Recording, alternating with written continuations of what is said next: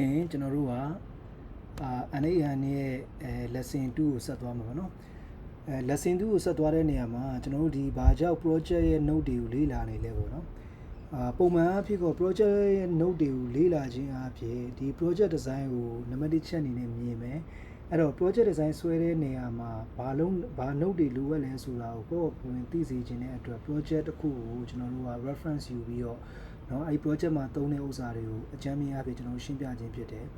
အဲ့တော့ဒီ project တစ်ခုကိုကိုယ်ကသိထားတယ်ဆိုရင်နောက်ထပ် project video generation လုပ်မယ်နော် video automation လုပ်မယ်ပြီးလို့ရှိရင် Facebook ပေါ်မှာပတ်စံရှာမယ် YouTube monetization အောင်လုပ်မယ်ဆိုလို့ရှိရင်ဒီ flow chart တွေနဲ့တွားလို့ရမယ်ဆိုတော့ constant ကိုကျွန်တော်ထည့်ပေးလိုက်ချင်တာပါနော်အဲ့ဒီတော့ကျွန်တော်တို့ကဒီ project တစ်ခုကိုတည်ပြီးတော့ကျွန်တော်တို့ကအဲ့ဒီထဲမှာပါတဲ့ note တွေကိုကျွန်တော်တို့ကရှင်းပြစေခြင်းဖြစ်တယ်ပေါ့နော်ဒါကျွန်တော်တို့ရဲ့ရည်ရွယ်ချက်ပါကျွန်တော်ပထမဒီ NAN lesson 1တော့ကကျွန်တော်တို့ဒီ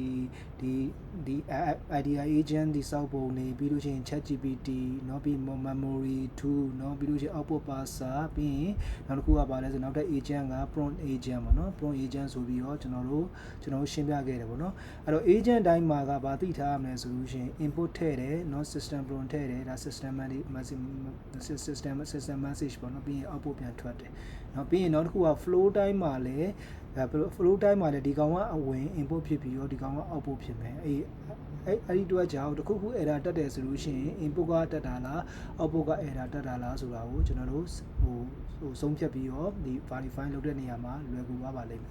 ဟုတ်ပြီဒါဆိုလို့ရှိရင်ကျွန်တော်တို့ကဒီ flow တွေနဲ့ကိုပဲကျွန်တော်ရှင်းပြမယ်ပြီးလို့ရှိရင်ဒီ flow ရဲ့ note တွေဘယ်လို run လဲဆိုတာကိုကျွန်တော်တို့ execute လုပ်မယ်ဒါဆိုလို့ရှိရင်တော့ပုံမြင်တာပါပေါ့နော်ဘာဖြစ်လို့လဲဆိုတော့ note တွေပဲရှင်းပြတယ်ဆိုလို့ရှိရင် note တွေကတော့အများကြီးပဲလေ note တွေကထောင်ချီတောင်းချီရှိတာဆိုတော့တကယ် real world နဲ့ဒီ link မချိတ်ထားဘူးဆိုလို့ရှိရင်ဒီ note တွေကိုဘယ်နေရာမှာသုံးရမှာလဲဆိုတာကိုကိုယ့်အကူမသိဘူးဖြစ်နေမှာဆိုလို့ကျွန်တော်တို့ idea ကကျွန်တော်တို့ဒီ project တွေကိုမှီညမ်းပြီးတော့ကျွန်တော် note တွေကိုတခုချင်းနေရှင်းပြမယ်ပြီးနောက်တစ်ခုကဒီ workflow ကိုလည်းကျွန်တော်တို့ share မှာပေါ့နော် share ပြီးလို့ရှိရင်ဒီ workflow design ပဲကိုယ့်ဘာကို create လုပ်ပြီးတော့ video generate ထုတ်ချိန်နဲ့အကယ်၍ကိုကပြင်ကိုယ့်ရဲ့အခြား note တွေထည့်ပြီးတော့ဒီ modify လုပ်မယ်ဆိုရင်လုပ်လို့ရအောင်ကျွန်တော်တို့ကဒီရည်ရွယ်ချက်ကိုသွားတာပေါ့နော်အဲ့တော့ဟုတ်ပြီဒါဆိုလို့ရှိရင်ကျွန်တော်တို့ကပထမဦးဆုံးကျွန်တော်တို့ဒီထီတော့ကျွန်တော်တို့မြင်တာမယ်လို့ထင်တယ်ဒီမှာလေးကျွန်တော်လေးဒီ item လေးကိုကျွန်တော်ဒီလိုအရင်တော့ဆက်ထားတယ်ပေါ့နော်ဆက်ထားရတယ်ကျွန်တော်တစ်ချက် delete လုပ်လိုက်မယ် delete လုပ်လိုက်ရင်ဒီမှာသူက disconnect ဖြစ်သွားမယ်ပေါ့နော် okay disconnect ဘာကြောင့်ဖြစ်လဲဒါဆိုရင်ဒီအရှိကလေးလာခဲ့တဲ့ note တွေထဲမှာဆိုလို့ရှိရင်အကိုတို့ညီမတို့မရှင်းတာဘာမှမရှိဘူးကျွန်တော်မျှော်လင့်နေပေါ့နော် okay မျှော်လင့်နေဆိုတော့ကျွန်တော်ကဒီမှာဆိုလို့ရှိရင်ကျွန်တော်ဒီမှာသုံးတယ်เนาะဒီကျွန်တော်တို့ဒါ Google Sheet ကိုချိတ်ဆက်လိုက်တယ်เนาะ sign in လုပ်ပြီး Google Sheet auto connect ဖြစ်သွားတယ်เนาะပြီးသွားရင်ကျွန်တော်တို့က get row ဆိုတဲ့သဘောတရား post row နဲ့ post နဲ့ guest နဲ့ကွာကြောင်းကျွန်တော်ရှင်းပြထားတယ်เนาะ guest row ကကြတော့ရှိပြီးသားဒီရဲ့ data ကိုသူကဘာလဲဆိုရင်ဆွဲယူမယ်ဆိုတဲ့ပုံစံမျိုးပေါ့เนาะနော်အဲ့လိုအားကြောင့်မို့ကျွန်တော်ကဒီမှာget row သုံးတာပေါ့နော် get row သုံးတယ်တကယ်လို့ကိုက register လုပ်လိုက်တယ်ဆိုလို့ရှိရင် fully connected ဖြစ်သွားတယ်ဆိုရင်ဒီနားမှာကိုယ့်ရဲ့ဒီပြောရမယ်ဆိုရင်ကျွန်တော်တို့ရဲ့ Google ပေါ့နော် Google Sheet တွေနာမည်နဲ့အကုန်အများကြီးပေါ်လာလိမ့်မယ်အဲ့ဒီအရာကိုမှန်ကန်စွာရွေးမယ်ပြီး sheet name တွေကိုတတိထားပြီးတော့ရွေးမယ်ပေါ့ okay ဒါဆိုလို့ရှိရင်ကျွန်တော်တို့ဒီတစ်ဖြတ်ပေါ့နော်ဒီတစ်ဖြတ်ကိုကျွန်တော်တို့တစ်ချက်ဒီ execute တစ်ချက်လုပ်ကြည့်အောင်နော်နော် execute တစ်ချက်လုပ်ကြည့်မယ်ကျွန်တော်ပို့ပြီးတော့မြင်သာပါအောင်နော်ဒီမှာ trigger node ရှိမယ်ပြီးလို့ရှိရင်ဒီ view ထဲမှာဆိုလို့ရှိရင်ကျွန်တော်glass water glass ပေါ့နော်ဒါကစုံရပုံစံမျိုးကိုကျွန်တော်တို့က design လေးဖော်မယ်ပေါ့နော် design လေးဖော်မယ်ဒီ view 3ထဲမှာလည်းပါမယ်ဆိုရင် object နဲ့ URL လေးပဲထည့်ထားတယ်ပေါ့နော်ဒါလေးကအရေးကြီးတယ်နော်နောက်ပိုင်းဒီကောင်လေးဒီနာမည်တွေဘာကြောင့်အရေးကြီးလဲဆိုတော့ကျွန်တော်ထပ်ပြောပြမှာပေါ့နော်ပြီးရင်နောက်တစ်ခုက aggregate လုပ်မယ်နော် aggregate လုပ်မယ်ပြီးလို့ရှိရင်အဲ့ aggregate ကနေပြီးတော့ဒီ total 4ခုရှိတာတစ်ခုတည်းထည့်ထားလို့လေ4ခု5ခုတစ်ကြောင်းထဲမှာဒီ4ကြောင်း5ကြောင်းရှိတယ်ဆိုလို့ရှိရင်အဲ့4ကြောင်း5ကြောင်းစာကို aggregate လုပ်ပြီးတော့သူကတစ်ခု output ပုံစံမျိုး JSON မျိုးရေးမယ်ရေးပြီးတာနဲ့ agent တွေကို input လုပ်မယ်နော် agent input ကနေပြီးတော့သူကဘာလုပ်မလဲဆိုလို့ရှိရင် input ရလာပြီဆိုလို့ရှိရင်ဒီထဲမှာနော် system message တွေဘာတွေထည့်ပြီးတော့သူက set run မယ်ပေါ့နော် output အနေနဲ့ set run မယ်ပေါ့နောက်တစ်ခုကတော့ပုံမှန်အဖြစ်ကတော့ကျွန်တော်တို့ကဒီလုံးမဲ့ဥစ္စာလေးတွေကိုဒီထဲမှာ glass water glass ကိုကျွန်တော်ကပြင်တယ်ပေါ့နော်အခါကြလို့ရှိရင်တော့ auto detect ဖြစ်တာလည်းရှိတယ်ဒါပေမဲ့အခါကြလို့ရှိရင်တော့ဒီနားလေးတစ်ချက်ပြင်တဲ့အပိုင်းလေးကိုမမေ့နဲ့ပေါ့နော်ဘာဖြစ်လို့လဲဆိုတော့ကိုကတကယ်လို့ water glass ကိုဒီနားလေးမပြင်ထားဘူးဆိုလို့ရှိရင်ဒီ agent ကဒီအဟောင်းတွေပဲပြန်ပြီးတော့ ဟိုအဖြစ်သွားတယ်ဆိုလို့ရှိရင်တော့ကိုယ့်ရဲ့ဒီ charges ကုန်မှာဆိုလို့ပေါ့နော်အကယ်၍အဲ့ဒီပိုင်းနေမှာသူကအဲ့လို restrict လုပ်ချင်တယ်ဆိုလို့ရှိရင်လည်းကျွန်တော်တို့ဒီမှာထပ်ပြီးတော့ဒီဟိုခုနကပြောဆိုနော်ဟိုဒီ already ရှိပြီးသားဥစ္စာတွေကို ID တွေကိုထပ်မထုတ်ဘူးဆိုပြီးတော့မှာဟိုပြောရမယ်ဆိုရင်ဒီ plon တွေမှာထပ်ပြီးတော့ enhancing လုပ်လို့ရတယ်ပေါ့နော်ဒါကဒီဒါနမူနာပြောပြတာပါကျွန်တော်ဒီမှာထပ်ပြီးတော့ glass water glass ကိုကျွန်တော်ထပ်ပြီး refine လုပ်ထားတယ်ပေါ့နော်ကျွန်တော်ဟိုပုံမှာလည်းရေးထားတယ်ဒီမှာလည်းဒီထီကတော့ရေးရတော့ input ပေါ့နော်ဒီမှာတော့ output ပေါ့အဲ့ဒါတော့ကျွန်တော်ပြောခဲ့ပြီးသားဖြစ်တယ်ပြီးရင် output parser ထဲမှာကျွန်တော်ထည့်မဲ့ဥစ္စာလေး design လေးကျွန်တော်ပြောထားတယ်ပေါ့နော် output parser ထဲမှာဟို output parser ရဲ့အထွက်ပေါ့နော် output ထဲမှာဘယ်လိုထွက်ရမလဲဆိုလို့ချင်း type object เนาะပြီးလို့ချင်းကျွန်တော်ဒီလိုပုံစံမျိုးတွေပေါ့နော် object caption အဲ့လိုလေးထွက်အောင်ကျွန်တော်တို့ကဒီ JSON file ကို JSON file လေးကိုဒီ output JSON file ကိုတုံးထားတယ်ပေါ့နော် okay ဒါဆိုရင်ကျွန်တော်ဒီ execute ချက်လုပ်ကြည့်အောင်execute လုပ်တဲ့အချိန်မှာ output ကနေထွက်သွားတယ်ပြီးရင်ဒီဘက်ကိုရောက်သွားမယ်ပြီးလို့ရှိရင်သူဗာလဲ ChatGPT 4ကနေပြီးတော့ဒီဟာတွေကိုကျွန်တော် analysis လုပ်ပြီးတော့ system prompt တွေရေးပေးနေပေါ့ okay ဒါဆိုရင်ဒီမှာကြည့်မယ်ဆိုလို့ရှိရင်ကျွန်တော်တို့ကဒီနားလေးမှာကြည့်မယ်ဆိုလို့ရှိရင်ဒီမှာ one item ဖြစ်သွားတယ် one နဲ့ဆိုရင် prompt successful ဖြစ်သွားတယ် error တက်တယ်ဆိုလို့ရှိရင်တော့ကျင်းတည်တယ်သူ error ဒီမှာဆို error ပြနေမှာပေါ့နော်ဒီနားလေးမှာ error ပြနေမယ်ဘာကြောင့် error တက်တာလဲတခါကျရင် API key ကြောက်လားဒါမှမဟုတ်လဲ ChatGPT ဒီ454 mini ရဲ့ဒီဟို subscription နဲ့နေလို့လားเนาะအဲ့ဒါလေးတွေ error တက်ပါလိမ့်မယ်ဒီ error မတက်ဘဲနဲ့တောက်လျှောက်ဒီအဲ့လိုစိမ့်သွားတယ်ဆိုလို့ရှိရင်တော့ကျင်းတည်တယ်ဒီ prompt successful ဖြစ်တယ်လို့ပြောလို့ရတယ်ပေါ့နော် okay ဒါဆိုလို့ရှိရင်ကျွန်တော်တို့ကဒီ idea agent ကနေပြီးပေးလိုက်တဲ့ဥစ္စာကိုဒီ system prompt ကနေပြီးတော့ generate လုပ်တယ်အဲ့ဒါကြီးချက်ဖတ်ကြည့်အောင်hyper detail တဲ့မှာ glass water glass ဆိုတာ water glass desert fully ဆိုပြီးဒါ system prompt ကနေပြီးတော့ ပြောမယ်ဆိုရင် prompt ရေးပေးလိုက်တာပေါ့နော် prompt ရေးပေးလိုက်တယ်အဲ့ဒီရဲ့ prompt ကိုเนาะဒီ prompt ထဲမှာဆိုလို့ရှိရင် clear text တွေပါတယ်ပြီးလို့ရှိရင်သူလောက်ထားတဲ့ဒီခုနပြောဆိုပေါ့နော်ဟိုစကားလုံးတွေကဟိုတိကျတဲ့ဥစ္စာတွေပါမယ် prompt တွေ one shot prompt two shot prompt အဲ့လိုပုံစံမျိုးတွေကို AI တခါလဲ generate လုပ်ပြီးထုတ်ပေးလိုက်တာပေါ့နော်ဒါဆိုလို့ရှိရင်ဒီကောင်က final prompt တစ်ခုကိုရသွားတယ်ပေါ့ဝေးကျွန်တော်တို့ပြန်ကြည့်လိုက်တယ်ဆိုလို့ရှိရင်ကျွန်တော်တို့လိုရတဲ့ project manager များကို AI ကနေပြီးတော့အားလုံးကူညီပြီးတော့ prompt တစ်ခုရလာပဲနောက်ဆုံး prompt နောက်ဆုံး prompt ဆိုတာဘယ်လိုအနေထားမျိုးတစ်ခုဖြစ်သွားလဲဆိုလို့ရှိရင်ကျွန်တော်ဗီဒီယိုထုတ်မဲ့အချိန်မှာကိုယ် system prompt တစ်ခုရေးတယ်ပေါ့အဲ့ဒီရဲ့ prompt ကိုသူကအားလုံး ready ကူညီပြီးသားဖြစ်သွားတာပေါ့နော် okay နောက်တစ်ခုကကျွန်တော်ဒါလေးဆိုလို့ရှိရင်တော့ဒီကောင် plus sign လေးကိုကျွန်တော်ဖြုတ်ထားတာပေါ့နော်ဒါလေးပြန်တက်လိုက်လို့ရပါတယ်ပြန်တက်လိုက်ပြီးနောက်တစ်ခုကဒီသုံးခုပေါ့နော်ကျွန်တော်ပထမဗီဒီယိုထဲမှာပြောခဲ့တာဒီသုံးခုကကျွန်တော်ဗီဒီယို output ထုတ်မဲ့နေရာမှာကျွန်တော်တို့သုံးမယ်เนาะပြီးရင်ဒီ5 minutes ဆိုတာဘာကြောင့်အဲ့လိုပြောလဲဆိုလို့ရှိရင် तू ကဒီ API server တွေနဲ့ဒီခုနပြောခဲ့တယ်ပေါ့ကျွန်တော်ဒီဘက်ကို API server တွေနဲ့ချိတ်ဆက်ရတာချိတ်ဆက်တော့တချို့ဟာတွေကြတော့ तू ကအဲ့လို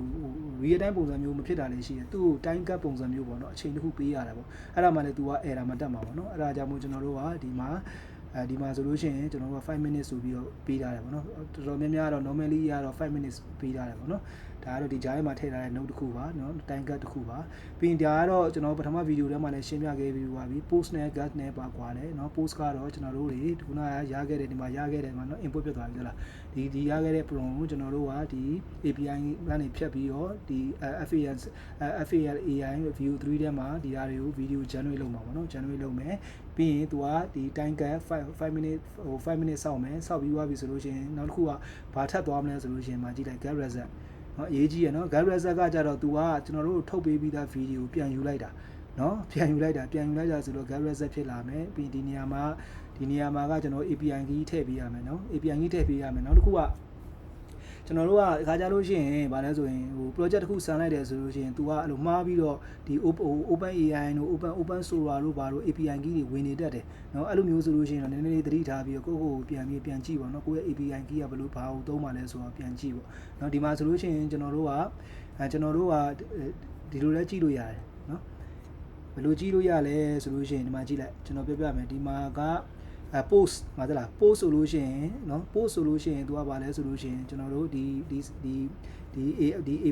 API နေဖြတ်ပြီးတော့เนาะဒီ view 3ထဲမှာဟို video generate လုပ်ဒါဆို prompt လေးတွေသလားเนาะ prompt လေးဆိုတာကျွန်တော်ကရေးစရာမလိုဘူးဒီဘက် output တွေက system ကနေပြီးတော့ကျွန်တော်တို့ auto ထုတ်ပေးပြီးသားเนาะဒီမှာ system ကနေပြီး auto ထုတ်ပေးပြီးသားเนาะဒီ prompt auto ထုတ်ပေးပြီးသားဒီ prompt ပြောတာเนาะဒီ prompt လေးရပါမယ်เนาะဒီမှာ post ပြီးရင်နောက်တစ်ခုကသွားပဲအဲ့ post ပြီးသွားရင်ဒီမှာ gap တွေ့လား နော် gas ဆိုတာဘယ်နေရာမှာထည့်လဲဆိုရင်ဒီ node မှာထည့်တာဒီ node မှာဒီ node မှာထည့်တာနော်ဒီ node မှာထည့်တာ input URL ဆိုပြီး gas ဆိုပြီးထည့်လိုက်တာအဲ့တော့ကျွန်တော်ကကျွန်တော်တို့ experience ကဘာဖြစ်ချင်လဲဘာပြောချင်ပေးလဲဆိုလို့ရှိရင်ဘာအကြံဉာဏ်ပေးချင်လဲဆိုရင်ကျွန်တော်တို့လုပ်တော့ဆိုလို့ရှိရင်တကယ်ပြောတာပါကျွန်တော်အနေနဲ့လုပ်တော့ဆိုတော်တော်ခက်ခဲတာဟိုပြောပြမဲ့လူလည်းမရှိဘူးเนาะဒီ note တွေကလည်း error တက်ပြန်ပြီကိုမှဘယ်ကိုသွားကြည့်လို့ကြည့်ရမှမသိဘူး YouTube တွေရှာ Google တွေခောက်ဟိုပြောမယ်ဆိုရင်နည်းနည်းလေး strike လုပ်ခဲ့ရတဲ့အပိုင်းတွေတပုံကြီးပေါ့เนาะအခုချိန်ကျတော့ဒီ note 3ခုကဘာကိုခေါ်တာလဲပြီးလို့ရှိရင်ဒီမှာဆိုလို့ရှိရင် post ကိုသွားတယ်ပြီးရင် gut ပြန်ခေါ်တယ်ဒီလိုရှင်းရှင်းလင်းလင်းဖြစ်ဖို့ကကျွန်တော်အရှိမအများကြီးကိုစမ်းခဲ့ရတာပေါ့เนาะအဲ့တော့ညီကိုမောင်နှမတွေကိုကျွန်တော်ရားသေးချင်တာပေါ့เนาะโอเคပြီးရင်နောက်တစ်ခုကဘာလဲဆိုရင်ဒီ guide set ထဲမှာကျွန်တော်တို့ကဒီဒါလေးတစ်ချက်ပြန်ကြည့်မယ်เนาะဒီဒါလေးတစ်ချက်ပြန်ချိန်ကိုယ့်ဘာကိုဒီနေရာလေးထပ်ပြောချင်တာဆိုတော့ဒီမှာတစ်ချက်ကြည့်လိုက်အဲ့ဒါလေးရမတူဘူးသလားတချို့ဥစ္စာတွေကကြတော့ဒီကျွန်တော်ပေးတဲ့အချိန်မှာလေး authorization ရှိတယ် HAPI key ရှိတယ်အဲ့တော့ API model တိုင်းတူနေတာမဟုတ်ဘူးနော်ပြောချင်တဲ့ဥစ္စာကိုထုတ်မဲ့ model က VO3 ဆိုလို့ရှိရင် VO3 ရဲ့သူ့ရဲ့ဟိုခုနက name ပေးရမယ့်ဥစ္စာလေးတွေဟိုတတိတခြားတက်မှတ်ထားတာရှိတယ်ပေါ့နော်အခုဆိုရင်ဒီမှာဆိုကြည့်လိုက်နော်ဒီမှာဆို authorization ဒါဆိုရင်ဒီမှာ authorization ထည့်ပြီးနော်ဒီမှာဆို authorization header name မှာကြည့်လိုက်ဒါ JSON နဲ့ရေးထားတာ authorization နော် authorization တော့ဒီမှာ authorization ကို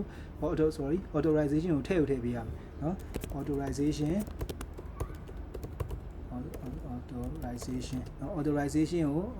ကိုထည့်ပေးရမယ်ပြီးတော့မှ API key ကိုထည့်မယ်နော် API key ကိုထည့်မယ်အဲ့ဒါအရေးကြီးတယ်နော်အဲ့ဒါအရေးကြီးပါတယ်ဒီမှာကျွန်တော် copy တစ်ချက်ပို့လို့ရတယ်ဆိုပို့လိုက်မယ် FAL ကျွန်တော် API key ကျတော့ထပ်မပြချင်တော့ဘူးနော်ဒီမှာရှိတယ်ဒီမှာ back ထဲမှာသူရဲ့ဥစ္စာဒီဟာ API key ကိုထည့်လိုက်သူကအဲ့လိုထည့်လို့မရဘူးကျွန်တော်ပြီးသွားမှဒါလေးကိုဒါအခုကျွန်တော် note တွေပဲအရင်ရှင်းလိုက်မယ်နော်ရှင်းပြီးသွားမှကျွန်တော်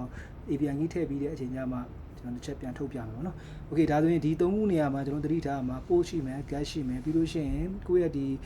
ရဲ့ဒီ input URL ထဲမှာလည်းဟိုဘယ်လိုထည့်ရမလဲဆိုတော့ကျွန်တော်ပြောပြခဲ့ပြီးသွားပြီပေါ့နော်အဓိကဒါတွေအရေးကြီးရနော်ဘာလို့ဆိုတော့ note တွေအများများလာတယ်ဆိုလို့ရှိရင်ဒီ shortcut way ကိုသုံးနိုင်မှုအတွက်ဒီလိုရှာနိုင်ရမယ်နော်ဒီလိုလိုက်ပြီးတော့ document တွေလိုက်ဖတ်နိုင်မှာပြောဆိုတော့တချို့ကြတော့လေဒီ document တွေလိုက်မဖတ်ဘဲနဲ့ဟိုဒီ API key လေးယူတယ်အခြားရဲ့လူရဲ့ design လေးကိုယူလိုက်တယ်ယူပြီးတော့ error တက်တဲ့ခါကျတော့ဘယ်နားနေရှာလို့ရှာရမှန်းမသိဘူးဖြစ်သွားမယ်ကိုကသိရမယ်တကယ်၍ဒီထဲမှာ FAI မဟုတ်ဘဲနဲ့အခြားဒီ open router ဆိုလို့ရှိရင်သူ့ရဲ့ instruction တွေရှိတယ်သူ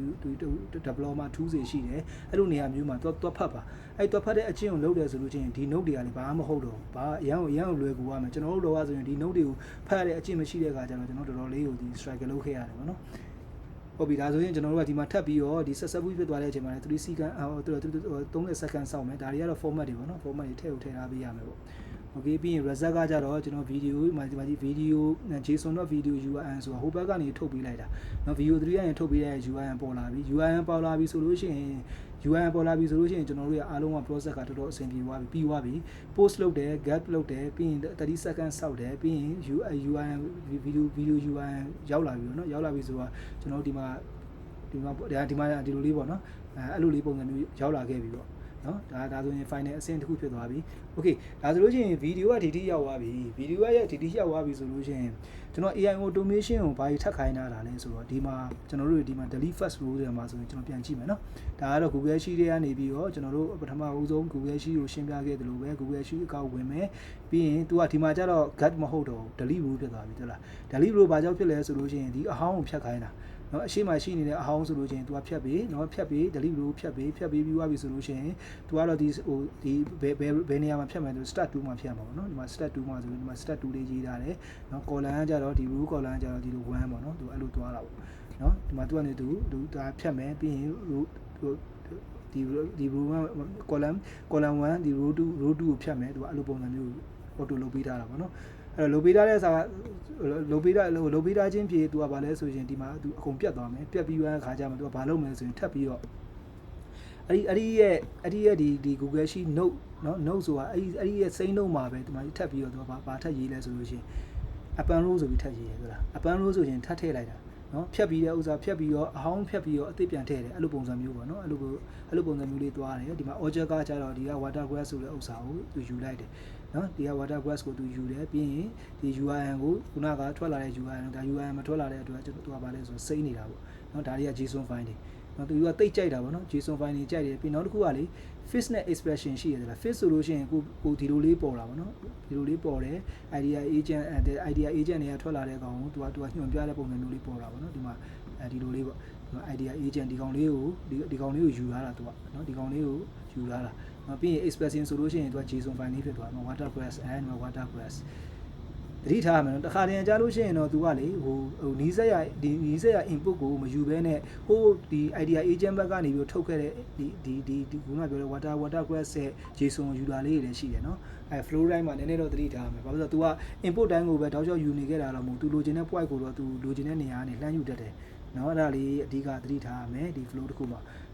okay ဒါဆိုလို့ရှိရင်ကျွန်တော်တို့ကဒီမှာ delete လုပ်တယ်ပြီးလို့ရှိရင်ဟိုရပြီးသား video နဲ့ URL ကိုသူကထပ်ပြီးတော့ append လုပ်တယ်เนาะ append လုပ်ရထပ်ထည့်တယ်ပေါ့เนาะ append လုပ်တာလည်းကျွန်တော်တို့ဒီကျွန်တော် Python မှာတော့လည်းကျွန်တော်ရှင်းပြခဲ့ပြီးသွားပြီပေါ့เนาะ okay ဒါဆိုလို့ရှိရင်ဒီ flow မှာကျွန်တော်ရဲ့စိတ်ထင်ညီကိုမောင်တို့ကမရှင်းတာမရှိတော့ဘူးလို့ကျွန်တော်ထင်တယ်ပေါ့เนาะဘာဖြစ်လို့ဆိုတော့ကျွန်တော်တို့ဟိုရှင်းအောင်လဲကျွန်တော်တို့တေချာလေးရှင်းပြတယ်ကျွန်တော်တို့ experience ရအရေးကြီးတဲ့ point တွေဆိုလို့ရှိရင်ဒီ note တွေကကျွန်တော်တို့ဒီ AI generate လုပ်မယ်ဒီ prompt ထုတ်မယ်เนาะဒီထိသွားမယ်ပြီးရင်ဒါ video အပိုင်းကိုတူသွားမယ်ဒီ phone note ကပြီးရင်နောက်တစ်ခုကဘာလို့ Z တစ်ခုရလာဆိုလို့ရှိရင်အဲ့ result ရတဲ့ကောင်ကိုဒီ Google Sheet ထဲမှာပဲဟို delete လုပ်မယ်ပြီးရင် append ထပ်လုပ်မယ်ပြီးနောက်တစ်ခုကလေကျွန်တော်တစ်ခုပြောပြမယ်တလား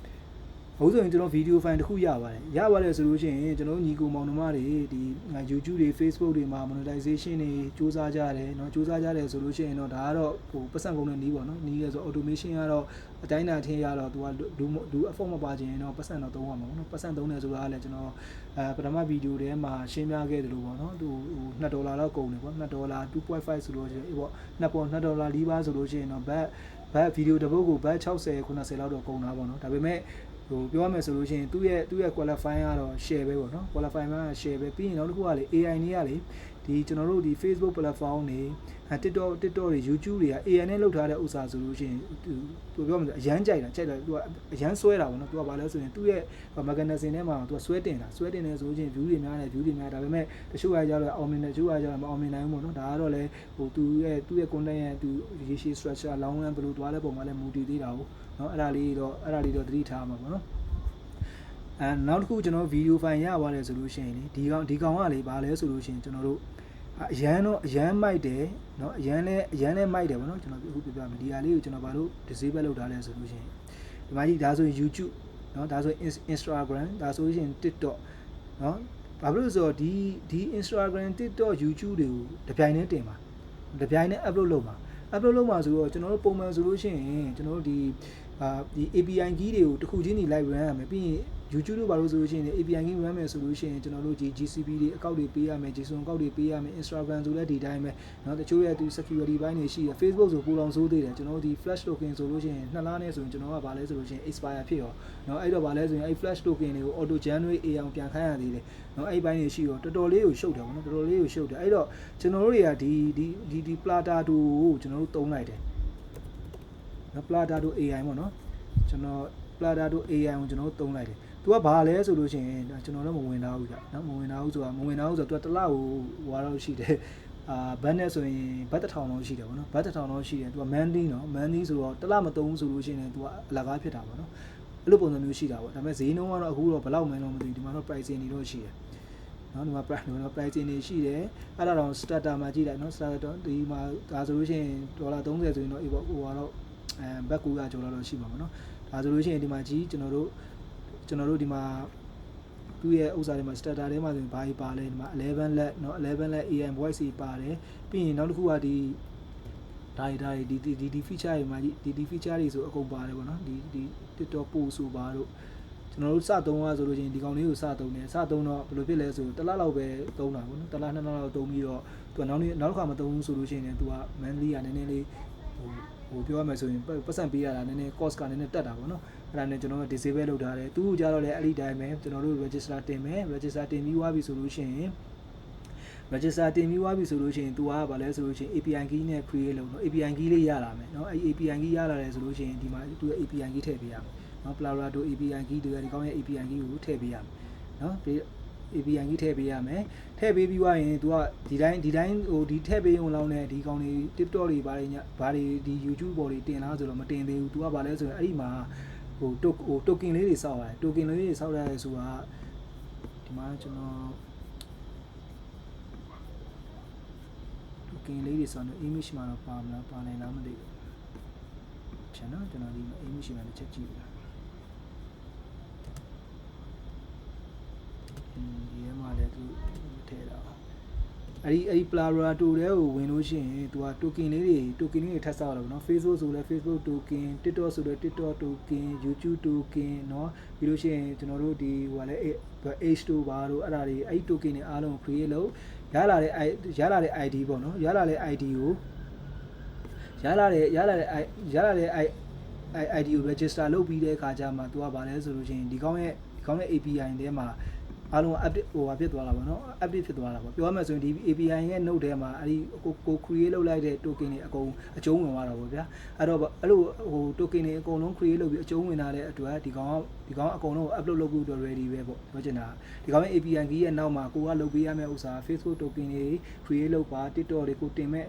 အကောင့်ရဲ့ဥစ္စာတွေ token တွေကိုအကုန်လုံး create လုပ်ပြီးတဲ့အခါကျရင်ဒီ API key တွေကအဲ့ဒီရဲ့ token တွေအားလုံး successful ထဲမှာအကျုံးဝင်သွားတာပေါ့သူအဲ့လိုပုံစံမျိုးပြီးအဲ့ကောင်ကဘာလဲဆိုရင်တစ်ချက် run လိုက်ပြီဆိုတာနဲ့ဒီ YouTube တွေ TikTok တွေကို token လောက်ခါတဲ့မှန်တယ်ပြောအောင်တခါတည်းသူက fully selected သွားမှာကိုတော်သိလိုက်ရမှာဒီ execute workflow လေးကိုတစ်ချက်နှိပ်လိုက်ရုံပဲနောက်ဆုံး execute workflow မနှိပ်ချင်ဘူးဆိုလို့ရှိရင်ဒီမှာ trigger ပေးထားလိုက်နော် trigger ပေးထားလိုက်ဘယ်နိုင်ဘယ်အချိန်ပေါ့နော် trigger ပေးပြီးသွားပြီဆိုလို့ရှိရင်သူ့ကို publish on ထားလိုက်publish on ရဆိုချိန်နေတယ်သူကအဲ့ဒီချိန်ကြလို့ရှိရင်သူကနေသူအလုပ်လုပ်သွားလိမ့်မယ်ကိုကဘာမှကွန်ပျူတာတော့ဖွင့်စရာမလိုတော့ဘူးအဲ့လိုတွေကောင်းတာပေါ့နော်အဲ့လိုတွေကောင်းတော့ကျွန်တော်ကဘာလို့ဒီ project နဲ့ဟိုပြပြီးတော့အဲ့လိုရှင်းပြတာလဲဆိုလို့ချင်းဒါဆိုရင်ကိုယ့်မြင်သွားပြီအခုခေတ်လူငယ်တွေဆိုလို့ရှိရင်တော့ကျွန်တော်တို့ဒီ Facebook YouTube ပေါ်မှာအဲ့လိုပတ်စံရှာတဲ့ကလေးတွေစူးစမ်းကြတယ် monetization တွေကျွန်တော်တို့ကိုယ်တိုင်နဲ့စူးစမ်းပါတယ်ဒါပေမဲ့ကျွန်တော်တို့ကြတော့ပြောမယ်ဆိုရင်အဲ့ဒါနဲ့တိတ် lucky မရှိဘူးပေါ့နော်ဟိုစူးစမ်းလဲတိတ်ပြီးတော့ဟိုစိတ်မရှာလဲပါလာပေါ့နော်အဲ့ဒါလေးလည်းရှိတာပေါ့ဒါကတော့လေသူ့ပါရမီနဲ့သူ့ပဲပေါ့နော်အဲ့လိုလေးရှိရဆိုတော့ကျွန်တော်ဒီ project တစ်ခုနဲ့ကျွန်တော်တို့ကယူပြီးတော့အဲ့လိုရှင်းပြတာပေါ့နော်ဒါဆိုလို့ရှိရင်ဒါဆို AI idea generation တွေဒါဆိုရင် video generation တွေပြီးရင်ဒါဆိုရင် posting to social ပေါ့နော်အဲ့လိုလေးရှိတယ် okay ဒါဆိုလို့ရှိရင်ကျွန်တော်တို့ဒီ NAN lesson 2ကိုကျွန်တော်စပြီးပြောတဲ့အချိန်မှာဒီ note တွေအားလုံးကိုဟိုကျင့်ညက်မယ်လို့ထင်တယ်ကောင်းမွန်လည်းသိနိုင်မှုထင်တယ်ပေါ့နော်ဒါဆိုရင်ကျွန်တော်ဗာ idea ရပါမယ်ဆိုရင်ကိုကလေ FAI AI မဟုတ်ဘဲနဲ့ VO3 မဟုတ်ဘဲနဲ့အခြား note သုံးတယ်ဆိုလို့ရှိရင်လည်းဒီ HTTP request note ပေါ်မှာ HTTP request note ပေါ်မှာ input UI အောင်ဘယ်လိုသုံးရလဲเนาะ post ဆိုတာဗာလဲဆိုတာကောင်းသိသွားပါလိမ့်မယ်ဒါအရေးကြီးဆုံးတစ်ချက်ပါပဲเนาะဒီ HTTP note ဆိုတာဒီမှာ HTTP request note ဒီလိုပုံစံတူပဲเนาะ HTTP request မှာလေ HTTP request เนาะအဲ့လိုလေးရှိရပါတော့ HTTP request ဒါဆိုလို့ရှိရင်အဲ့ဒီတိုင်းပဲ HTTP request နဲ့ပဲသူကအဲ့လိုဟိုထပ်ပြီးတော့ဒီ post လုပ်မယ် gap လုပ်မယ်ပေါ့နော် okay ဒါဆိုလို့ရှိရင်တော့ဒီမှာ note တွေကအများကြီးဖြစ်နေတဲ့အတွက်ကျွန်တော်တို့တွေက workflow တစ်ခုကိုတည်ပြီးတော့เนาะအကုန်လုံးကိုရှင်းပြခြင်းဖြစ်တယ် note တွေကို familiar ဖြစ်အောင်ကျွန်တော်တို့ရှင်းပြခြင်းဖြစ်တယ်ပေါ့နော် okay တော့ကျွန်တော်ဒီနောက်သင်ခန်းစာကြားလို့ရှိရင်လည်းကျွန်တော်ဒီ project လေးတွေတချို့ဟာလေးတွေထပ်ပြီးအဲ့ note တွေကိုပဲလေ့လာမယ်နော်လေ့လာပြီးသွားပြီဆိုလို့ရှိရင်တော့ကျွန်တော်နည်းနည်းလေးဒီ execute လုပ်တဲ့အပိုင်းလေးကျွန်တော်နည်းနည်းလေးလုပ်တဲ့အပိုင်းတွေပါကျွန်တော်ထည့်ပါလာမှာပေါ့နော်အခုချိန်ကတော့ note တွေနဲ့နည်းနည်းရင်းနှီးအောင်လုပ်ပါပြီးရင် flow ဘယ်လို create ဆောက်လဲ API key ဘယ်လိုထုတ်လဲဆိုတာကိုကြည့်ပါเนาะပြီးဟိုပြောမယ်ဆိုလို့ရှိရင် AI တိုင်းမှာသူ့ရဲ့ဟို development tool နေရာမှာ API key ကိုဘယ်လိုထည့်ရလဲဆိုတာကိုကျွန်တော်ပြောပြထားတာရှိတယ်เนาะ FAN ဆိုလို့ရှိရင်လည်းသူကဘာလဲဆိုလို့ရှိရင်ဒီနားလေးတွေ authorization ရှိတယ် API key ထည့်ထားလေးရှိတယ်เนาะဟိုပြောမယ်ဆိုရင် AI အချင်းချင်းမတူကြဘူးပေါ့เนาะအဲ့ဒါလေးရှိပါတယ် okay ဒါဆိုလို့ရှိရင်တော့ကျွန်တော်ဒီနေ့ lesson 2မှာအနေရန်အတွက်ကိုကျွန်တော်